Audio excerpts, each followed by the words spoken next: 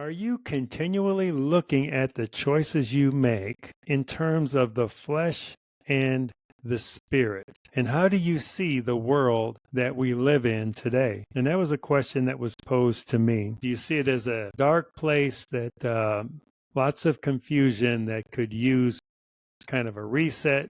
Or do you see it as a place of joy and love and a place that is heading in a great direction? And I paused and thought about it, and I thought, well, I think it's the first one. So I'd ask you that same question. What, when you have that, when that question hits you, where do you come down on that question? How is the world? When you look at the world, what is your perception of the world? And I thought about it a little bit, and I was very intentional. So I want you to do that too. Think about that in this moment. And then let's go on to what the author said. There are two different ways to look at the world. And scholars in the past, I think it's called A.N. Tuva and A.N. Ra'ah. So A.N. Tuva is the good eye, A.N. Rava is the bad eye. And if one has a good eye, they see the world in light of its potential goodness and possibility.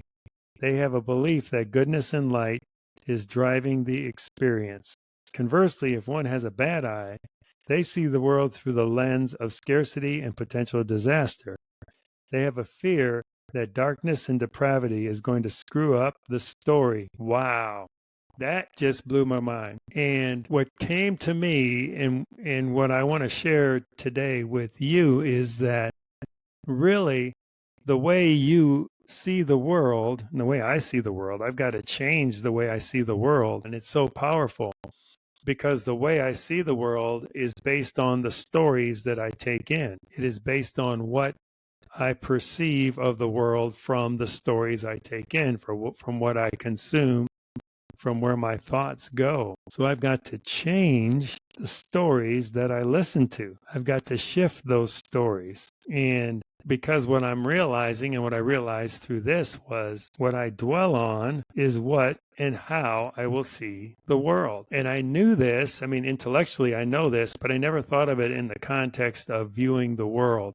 So it is, if I dwell on, and this has hit me several times over the past several weeks. So I would share with you, think about the bigger view of how you see the world, and think about then how that can impact how you behave, how it can impact your view on things, how it can impact how you judge things, how you impact the world. As I thought about it deeper, generally speaking, when I look at the world, I have the bad eye.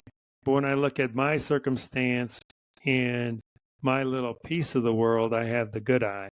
So this is getting me out of that context of just focusing in locally and looking more globally and seeing how that can impact me and thus impact others around me and thus impact the world. So just imagine if you can do this as well and focus on the good, use your good eye to look at the perception of, in this case, the world.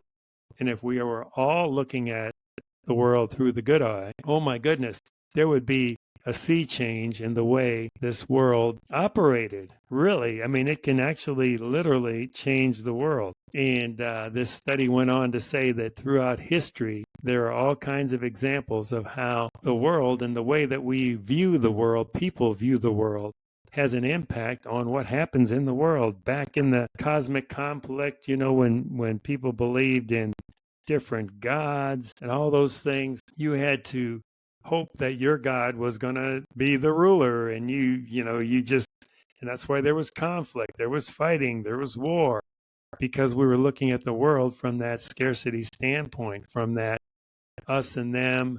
I would say if there's something that's divisive, it's coming from the enemy, and it really is. Then went on to talk about polytheism, which we just talked about, many gods, imperialism, colonialism, tribalism, and then even in Christianity, and this one blew my mind. So maybe this is going to impact you. Maybe this is what you need to hear to change the way you look at the world. If you call yourself a Christian or go to church, that sort of thing. Belief that all creation is fundamentally broken and our sinful depravity is the fundamental truth of our existence. And I have heard that from people. I've heard that from pastors that we're just all sinners, and that's the bottom line. So, we're just sinners, and we just had to get through this experience to get. But that's not the truth. The truth is that's how Christianity, modern theology, has failed us because it glosses over all the goodness of God. It makes a passing mention of the goodness of God, but it glosses over that, and it doesn't focus on the true story of God, which is what he created in this world. It's created for abundance and life to the full and everything. Look around, look at nature, look at all the beauty that we have. That's why the world was created. And that has not changed. That is the fundamental truth. What we focus on, because if we tend to focus on the fact that we're sinful creatures and that's what we are, well, then we're going to feed into those stories and we're going to remain trapped in that spiral, and we won't be able to allow the God that created us and created this amazing life that we have and this amazing world that we have to prosper. So if you're with me, let's go. Let's look at the world through your good eye and not the bad eye. Let's look at everything through the good eye.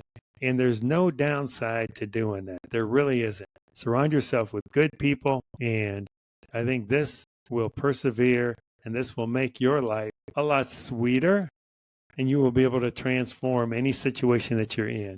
Believe it, because that's God's truth. Subscribe with the notification bell to receive regular updates. If you found this video helpful, hit that like button to see more like it. Comment down below. This can be with questions or answers to a question you asked. And we will see you next time on the journey from isolation to community, where the next step beyond is freedom.